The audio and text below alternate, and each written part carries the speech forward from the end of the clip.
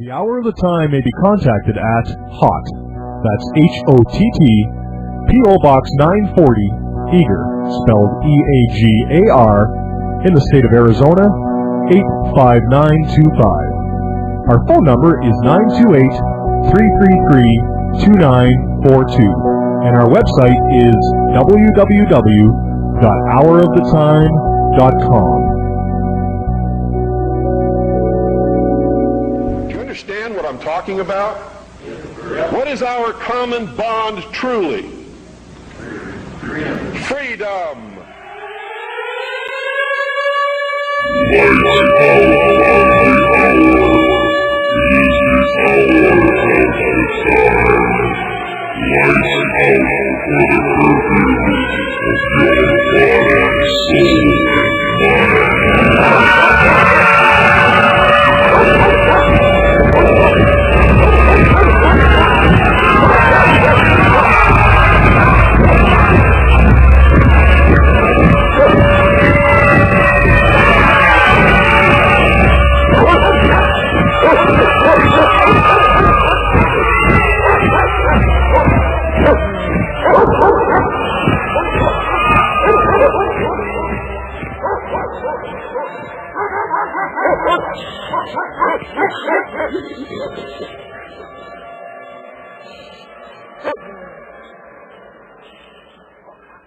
Good evening, folks, and welcome once again to the Hour of the Time.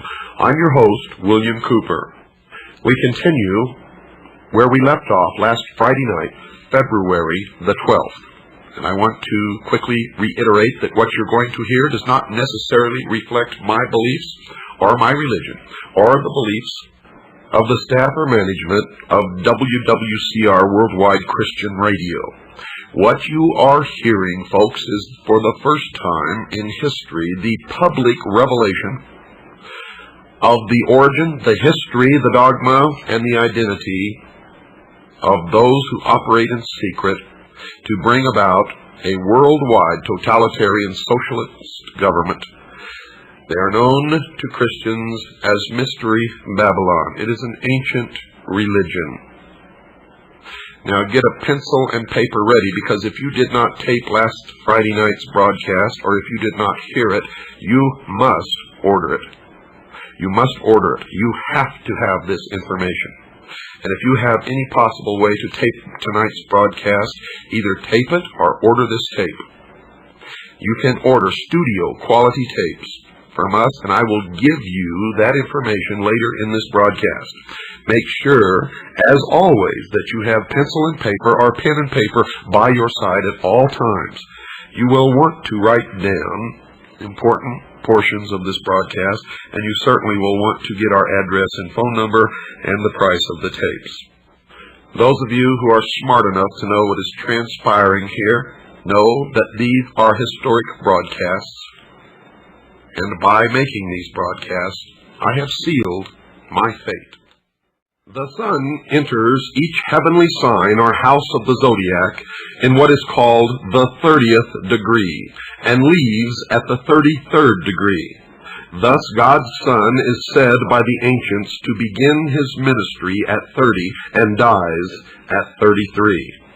A Freemason is not told the truth of the object of his worship until he attains the 30th degree. And this is why the highest degree in Freemasonry is the 33rd degree, for no one can rise higher than the sun. When viewing the shimmering rays of sunlight on a body of water at dawn or sunset, one can still see today how God's Son walks on water. It was well understood by ancient man that our weather was caused and controlled by the sun. It was a simple fact that God's Son had the power to control storms at will. The ancient Egyptians taught that he did this as he rested in his heavenly boat while crossing the sky. Thus we read that God's Son quieted the tempest or great storm on the sea while in his boat. Which boat? The boat of Isis.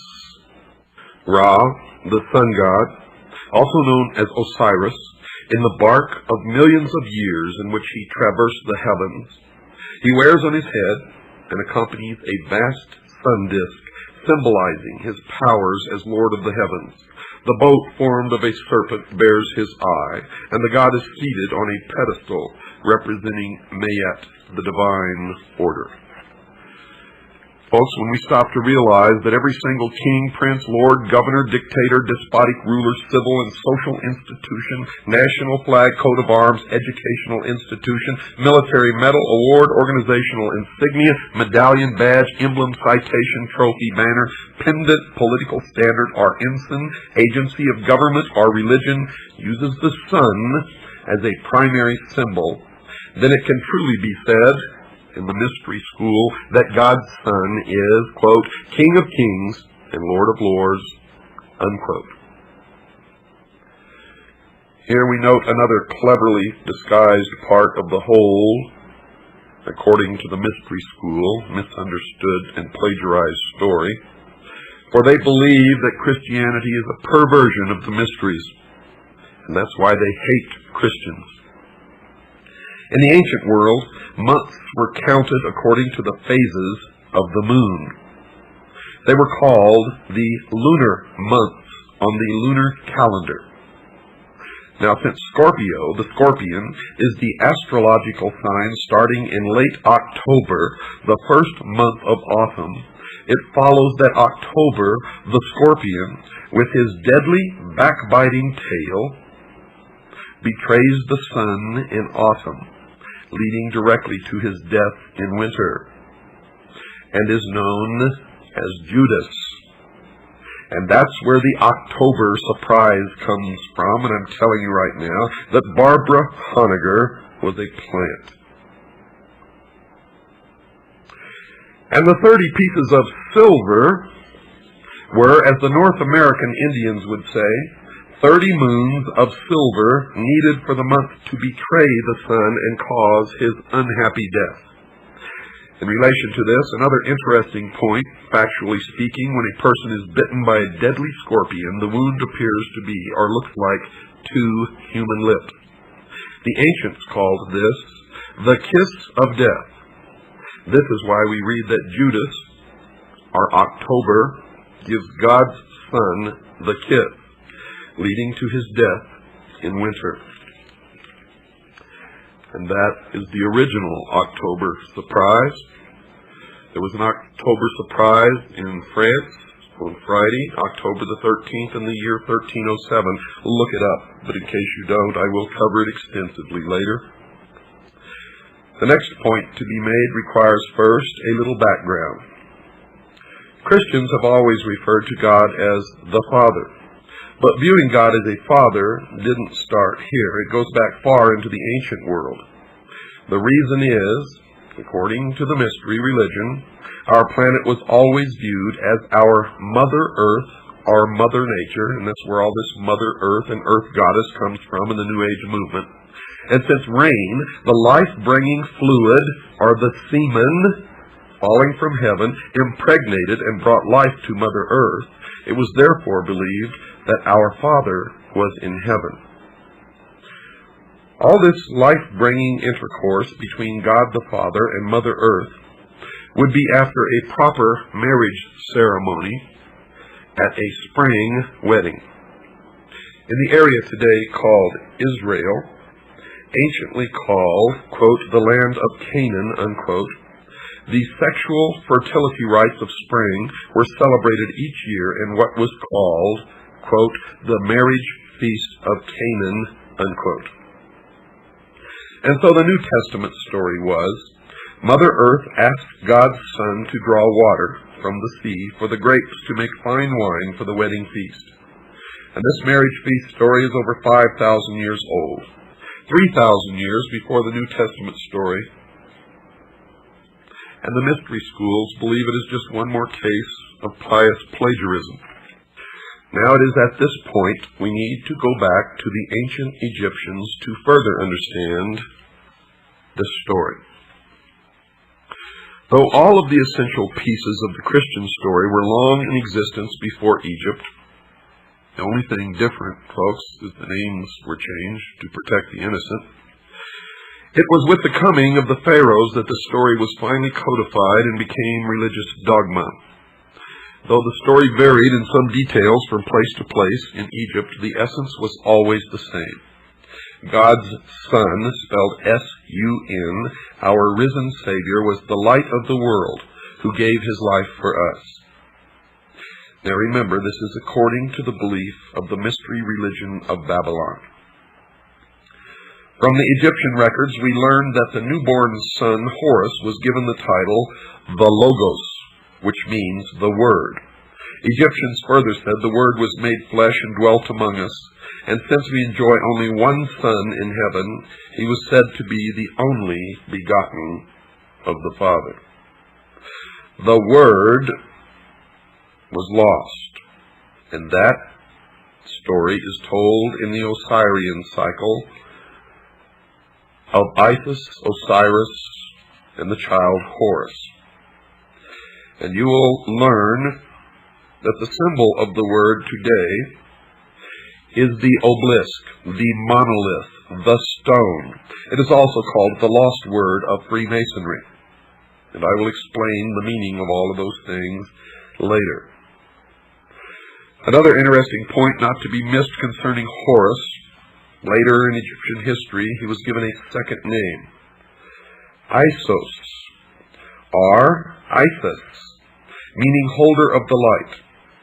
Still later, in Roman Latin, I became interchangeable with J, so from Isis we get Jesus. All of this can be read by anyone in a public library, if you so desire. In ancient Egypt, it was said that if you wanted to follow the life of God's Son and thereby live in the light of God's Word, or Logos, one would first have to leave his old ways of life to follow the sun face to the east. But before beginning this new life in the Word, one must die to the old way of life and be born again. George Bush, when asked at a press conference by a reporter if he was a Christian, Mr. Bush said this, quote, "If you're asking if I have been born again, the answer is yes," unquote. Your first birth was out of the water your mother formed you in. Because her water broke and your new life began, rebirth is symbolized by coming out of total immersion in water, or baptism, or being born again. These points here mentioned are just some of hundreds, if not thousands, of direct connections that can be made between the Judaic-Christian Bible story and the far more ancient original story. The purpose for drawing your attention to this literary plagiarism, according to the Mystery School, this is what they believe, is best stated by Alfred North Whitehead, who said, quote, "No lie can live forever," unquote. They hate Christians, they hate Christianity, and the first object is to destroy the Christian church and Christians, to wipe them off the face of the earth. If you are a Christian, you are in the greatest danger that you can even imagine at this moment, as the New World Order takes shape around you. Egyptologist Gerald Massey said, quote, "They must find it difficult, those who have taken authority as the truth rather than truth as the authority," unquote. And now for a few thoughts on the Old Testament Word of God, according, again, to the mystery religion. Remember, I am revealing the secrets of the mystery religion of Babylon during this broadcast. At Malachi 4:2, the God of heaven is described as the Son of righteousness with healing in his wings, and it is spelled S-U-N. The Son with healing in his wings. Then in the New Testament, at Matthew 23, verse 37, and Luke 13, verse 34, we see God's Son wanting to gather all under, quote, his wings, unquote. This is most appropriate, for in Egypt the Son was always pictured with his wings, and you see a disk with wings. Now all these pitiful little twits running around calling themselves ufologists, and Zachariah Sitchin, who has perverted the interpretation of the ancient writings, claims that this means that the Egyptians, whenever they drew these or put these hieroglyphics in their writings, were indicating that UFOs came from other planets. And nothing can be farther from the truth.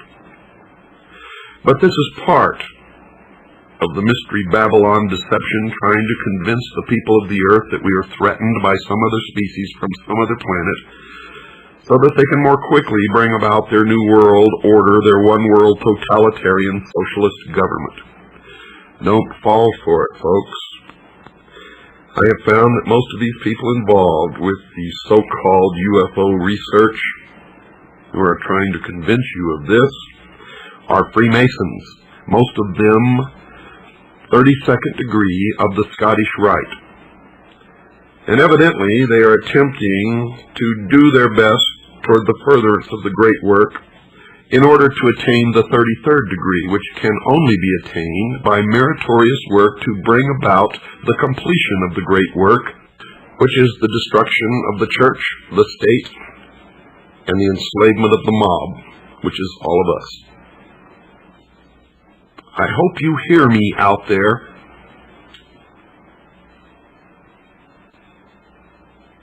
In the most ancient Egyptian understanding of things, mankind was called the sheep of God.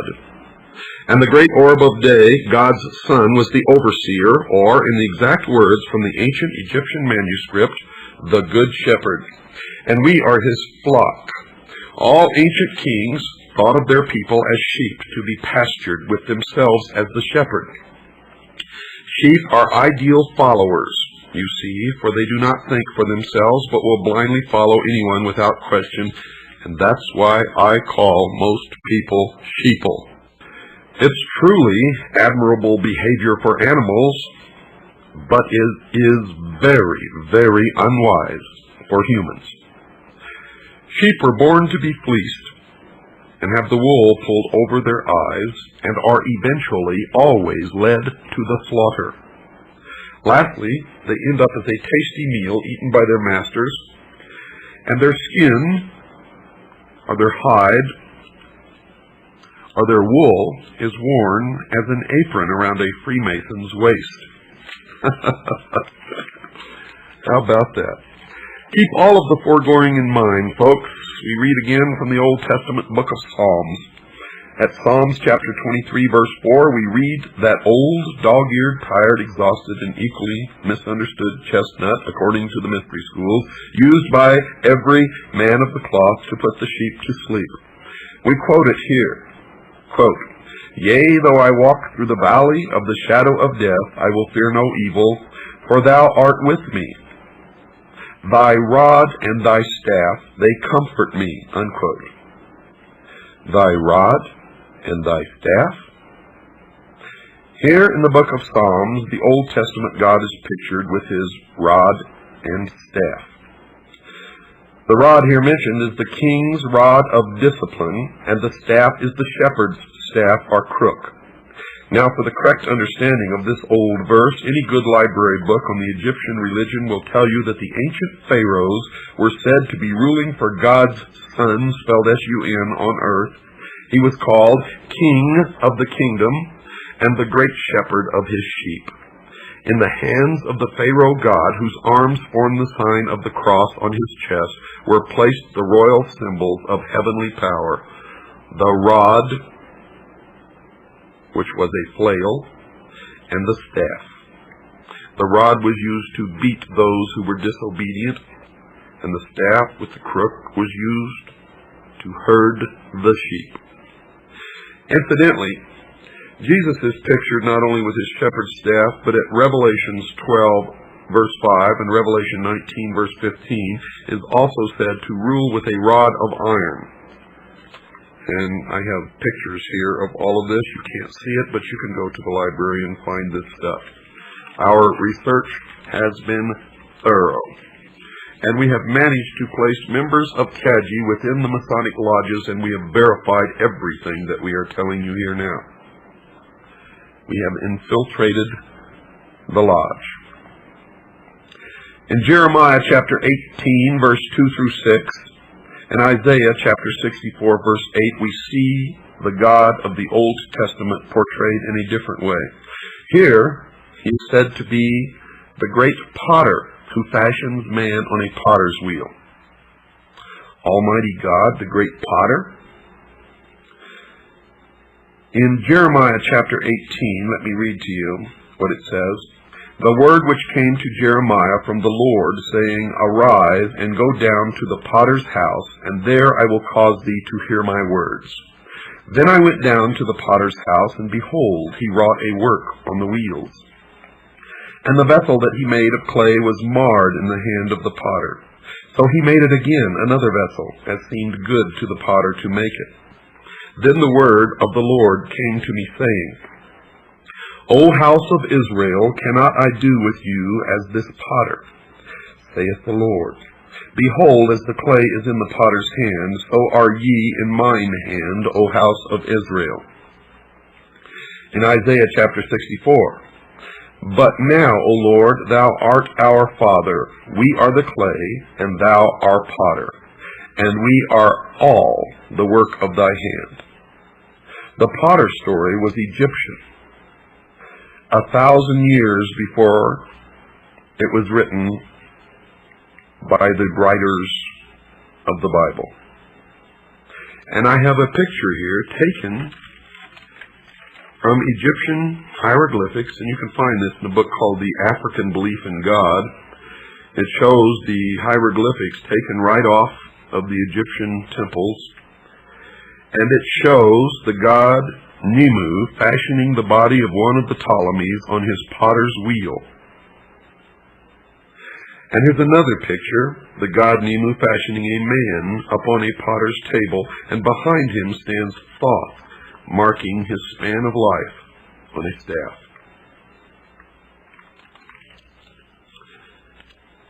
In Egypt, God's risen son was Horus. At 12 noon he became the Most High. In this exalted position he became the mediator between God and man. His name was Amun-Ra. Ra equals ray of the sun. His shepherds on earth were called priests of Amun. They would direct their prayers to the invisible God, the Father, through his mediator, Amun-Ra. And God's Son was the great Amun, with his rays. In the New Testament, he, the Son, is still called, at 2 Corinthians chapter 1, verse 20, and Revelations chapter 1, verse 7, and Revelations chapter 3, verse 14, the Amun. At the end of prayers in the temples of Egypt, they would say, Amen. How does that grab you? Now look at the word Israel. Isis, R-A, Ra, El, God. It is the androgynous God, and it's been in front of your eyes all the time. All the time, folks. Anyone who goes to any library and does the research that we have done can reveal that the religion of Mystery Babylon is exactly as I have stated it last Friday night and during this broadcast, and will continue to state it because there is a lot more, folks. We have, in fact, not even yet begun.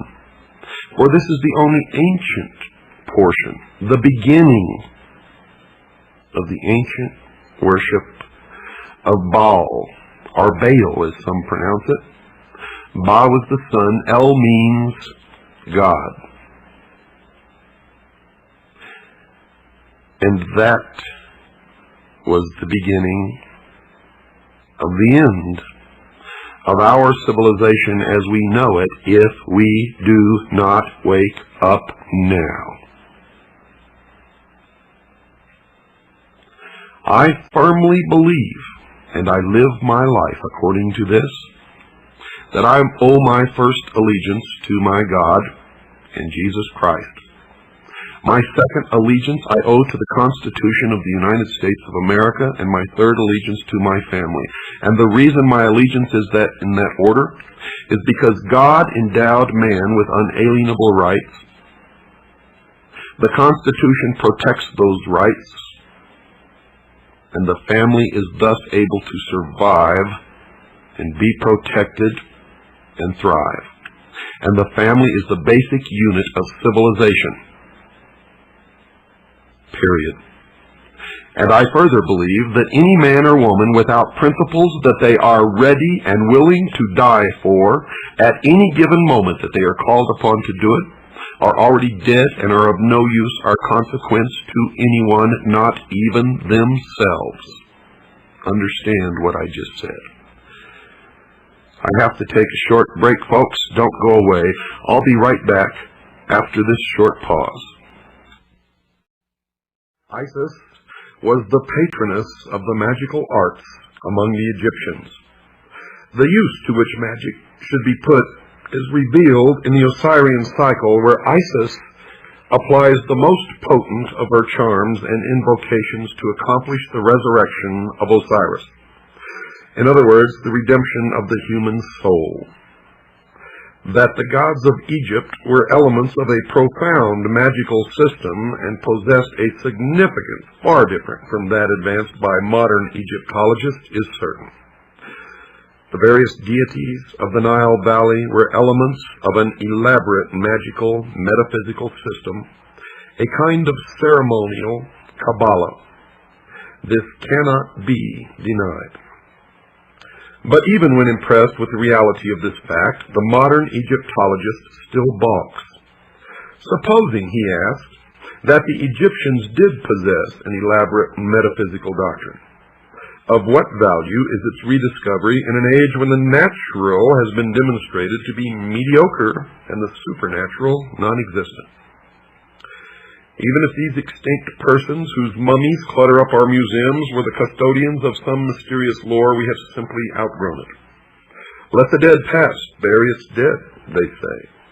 We prefer to live in an era of enlightenment, an enlightenment which you would blight by asking us to espouse the superstitions of our remote ancestors. These so-called superstitions, however, it is interesting to note, die hard. In fact, they do not die at all, but insinuate themselves as a discordant note in our matter-of-fact existences. McCall's magazine published some time ago an article by Edgar Wallace entitled The Curse of Amun-Ra, dealing with the phenomena attendant upon the opening of the tomb of the pharaoh Tutankhamun. After vividly describing the curse of Amun-Ra, the author sums up the effect of this curse upon those who came in contact with the tomb or its contents. His statements are in substance as follows. At the time the tomb was opened, the party present at the excavations included the Earl of Carnarvon, Howard Carter and his secretary, Dick Bethel, M. Benedict, the French archaeologist, and M. Fasanova. Of these, only one, Howard Carter, remains alive. Now, that was at the time of the article. Colonel Aubrey Herbert, Carnarvon's half-brother, and Evelyn White, who also entered the tomb, were both dead within a year, one by suicide. Sir Archibald Douglas Reed, the radiologist who took an X-ray of the mummy, was also dead within 12 months.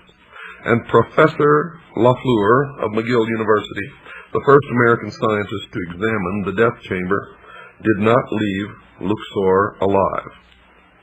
Wolf Joel visited the tomb and was dead within a year. Jay Gould was taken ill within the tomb and died. Attendants whose duty it was to look after the exhibit from the tomb in the Cairo Museum also sickened and died. 7 French authors and journalists visited the tomb, and 6 were dead within 2 years. When they unveiled Tutankhamun, they found a mark upon his face, and by a strange coincidence, the mark left upon the face of Lord Carnarvon, which presumably caused his death, was in exactly the same spot and of similar appearance. Nor does this list include the numerous native workmen who perished from the curse. Only recently, another name was added to the long list associated with the tragedy. Arthur Weigall, after a long and mysterious illness, similar to that defined in the curse, is the most recent victim. The eminent authority on antiquities, Dr. Mardis, said, quote, "The Egyptians for 7,000 years possessed the secret of surrounding their mummies with some dynamic force of which we have only the faintest idea," unquote. Over the entrance to the tomb of Tutankhamun was a magical tablet inscribed with strange hieroglyphics. Dr. Mardis named this tablet the Stela of Malediction, for it pronounced a fearful curse upon any sacrilegious person who might violate the sanctuary of the deified head, and it was called the Stele. The words upon the Stela were as follows: "O ye beings from above, O ye beings from below, phantoms riding the breasts of men, ye of the crossroads and of the great highways, wanderers beneath the shade of night, and ye from the abysses of the west, on the fringes of the twilight, dwellers in the caverns of obscurity, who rouse terrors and shuddering, and ye walkers by night, whom I will not name, friends of the moon, and ye intangible inhabitants of the world of night, O people, O denizens of the tombs, all of you approach and be my witnesses and my respondents. Let the hand raised against my form be withered. Let them be destroyed who attack my name, my foundation, my effigies, the images like unto me," unquote.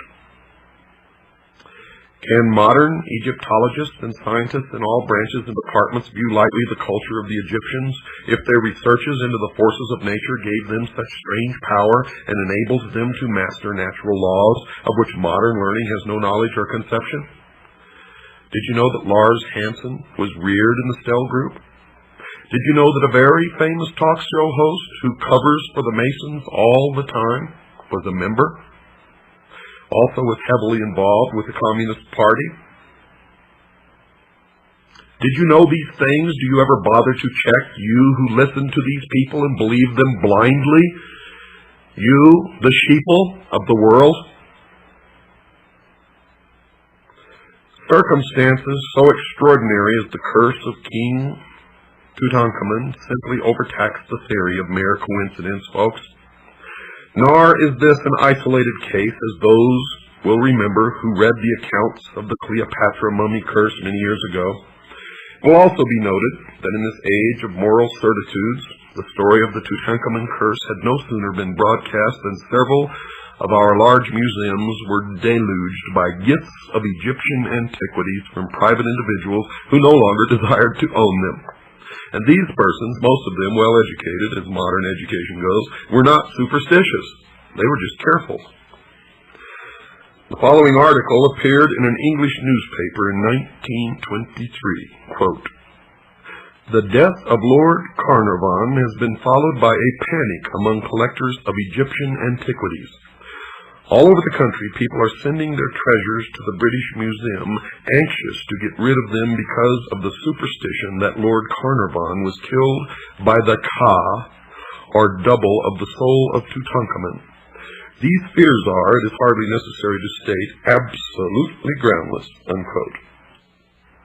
It's also hardly necessary, folks, to add that the journalist fails to give his authority for the last sentence.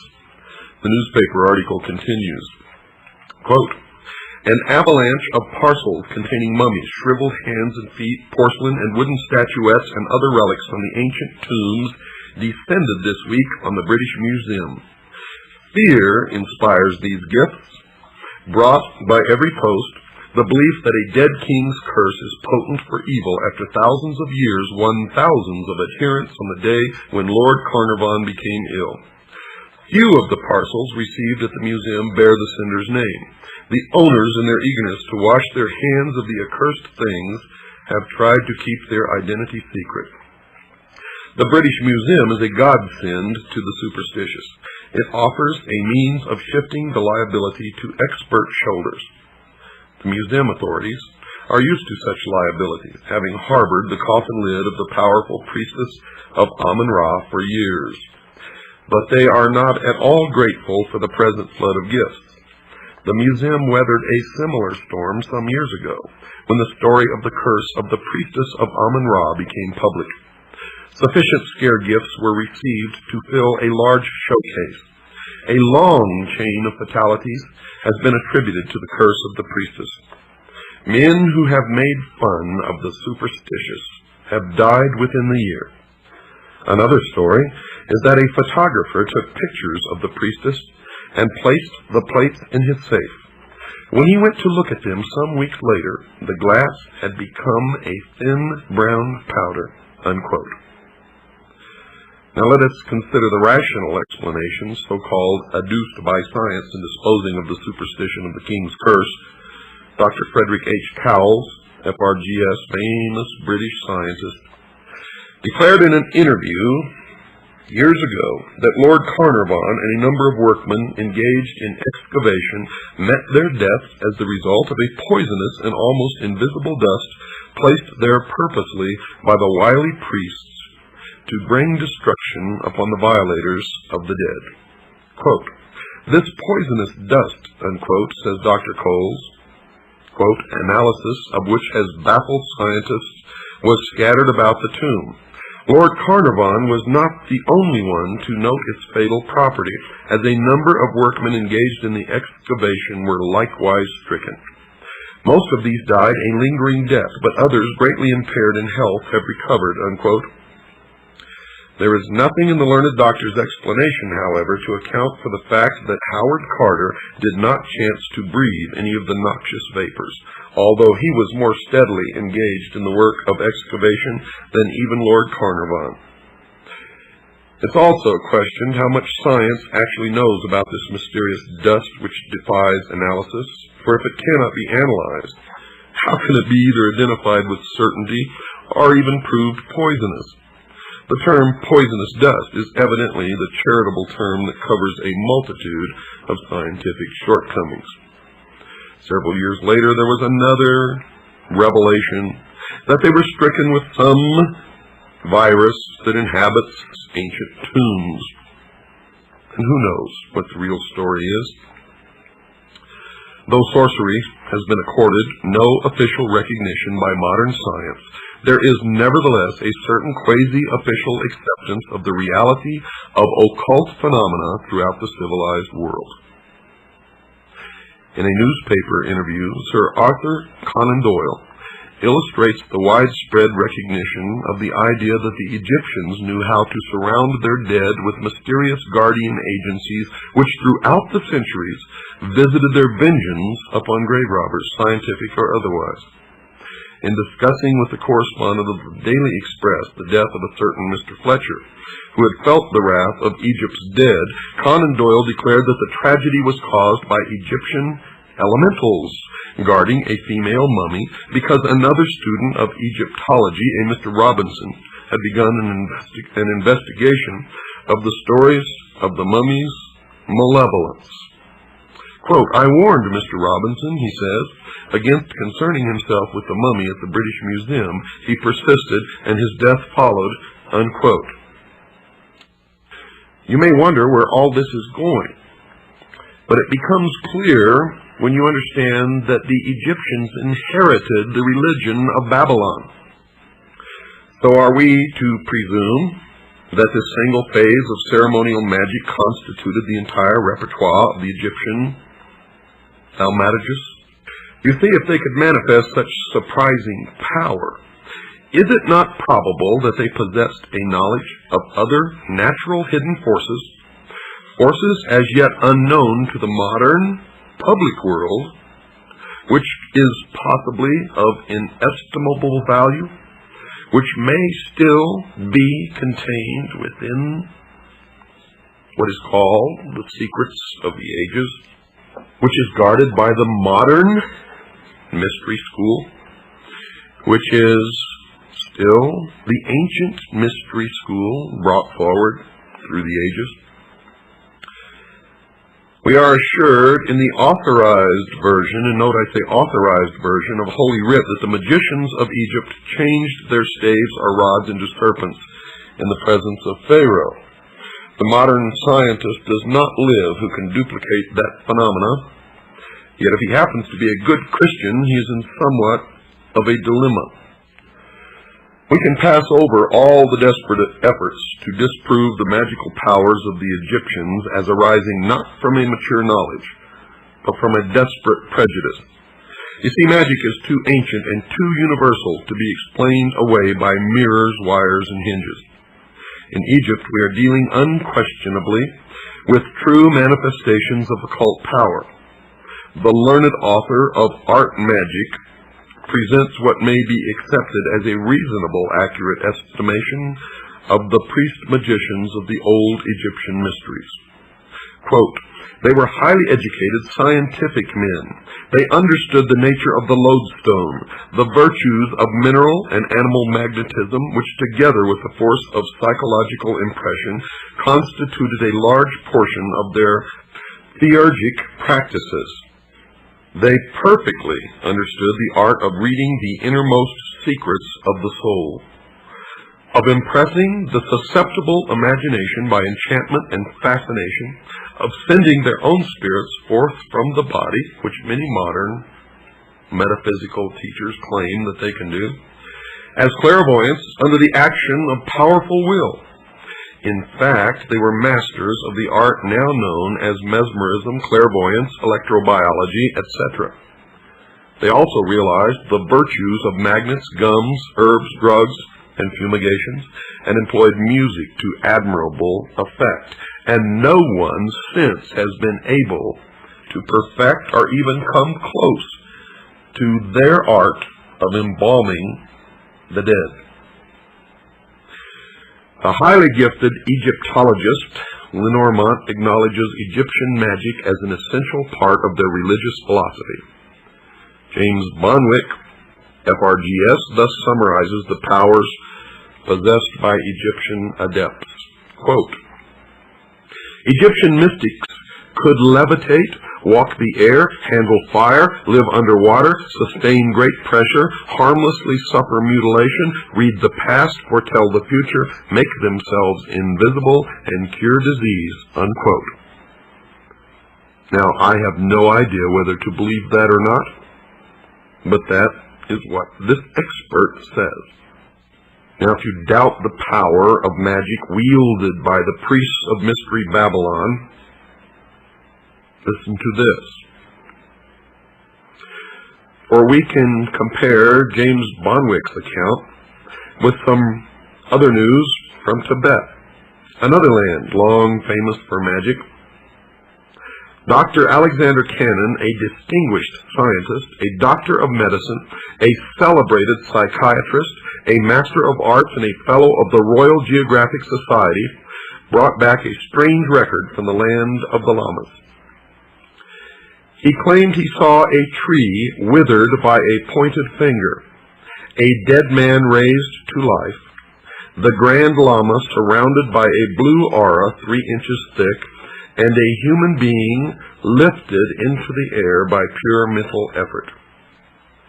The London County Council called upon Dr. Cannon to resign his post as the head of a noted institution for his remarks, but later, strangely enough, after further inquiry, withdrew the demand. It would seem, folks, that the age of miracles, or at least magic, is not dead. You know, Plato, and I wrote this in my book, was an initiate of Mystery Babylon, and was actually initiated in the Great Pyramid in Egypt, where he lay in the sarcophagus for 3 days and 3 nights. He entered as a mortal man, and according to his writings, emerged as a god, given or imparted knowledge which he was to guard and keep. Remember, they called themselves the guardians of the secrets of the ages. From the writings of Proclus and Iamblichus, we can gain a considerable insight into the principles of Egyptian magic. To the old philosophers, even Pythagoras and Plato, magic was no mystery. According to Proclus, the initiated priests so fully understood the mutual sympathy between the visible and invisible worlds that they were able to change the course of action and focus divine virtues upon inferior natures.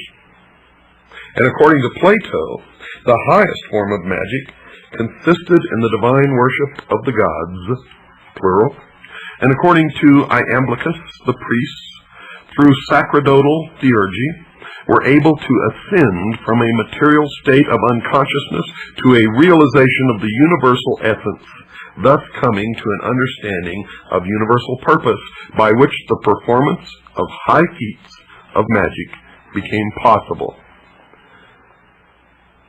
Thousands of years later, Aleister Crowley claimed the same thing. Now this is significant.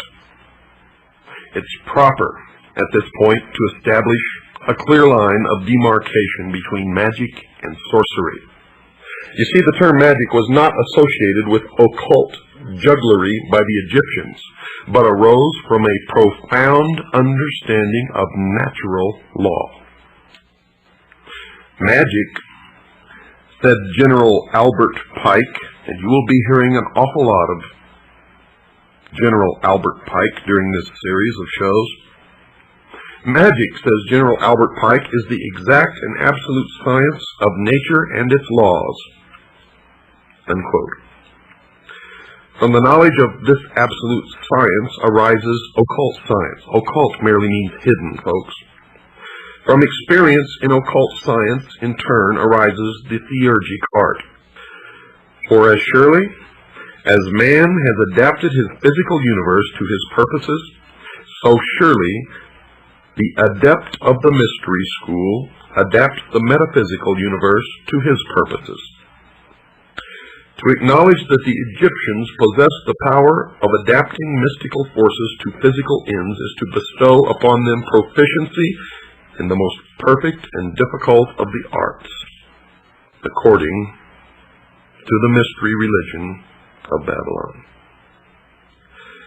Yet to deny this ability on the part of the Egyptian priests is to deny the evident, and we must resign ourselves to the undeniable fact that they possess a form of learning which has not been conferred upon this present race, at least publicly. Men like Aleister Crowley have proven that it has been passed down through the ages and is kept and practiced secretly by those who call themselves the guardians of the secrets of the ages. Now, folks, we are in desperate need of money to help pay for airtime. If you like this show, if you want it to stay on the air, then please reach down in your pockets, contribute the most that you can possibly afford. Make your checks out to WWCR, not to me. This is going straight to the radio station to pay for airtime. Not one single penny of it goes in my pocket, or anybody else's for that matter. It goes to the radio station. Make them out to WWCR. If you would like a list of tapes or available materials, or would like an information packet, or learn how to join CAGI, the Citizens Agency for Joint Intelligence, then send your checks, your donations made out to WWCR, and your request for information to P.O. Box 889, Camp Verde, Arizona, 86322. That's P.O. Box 889, Camp Verde, Arizona, 86322. Or you can just call Stan and ask him to send you a packet of information. He'll also tell you the price of tapes, whether you're a CAGI member or not. The price is different depending upon that. Call Stan at 602-567-6109.